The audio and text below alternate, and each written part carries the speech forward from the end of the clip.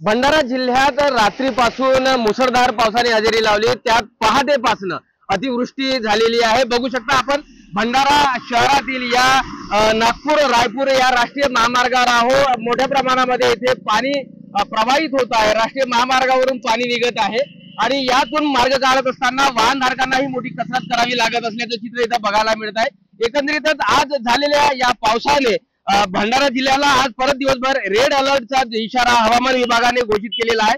सोबतच अतिवृष्टीमुळे जिल्हा प्रशासनाने भंडारा जिल्ह्यातील शाळा महाविद्यालयांना सुट्टी घोषित केलेली आहे। एकंदरीतच भंडारा जर जिल्ह्याचा विचार केला तर 7 तालुक्यांमध्ये ही अतिवृष्टी झालेली आहे आणि सर्वत्र नदी नाले ओसंडून वाहत आहे। अनेक सखल भागांमध्ये पाणी साचलेलं आहे।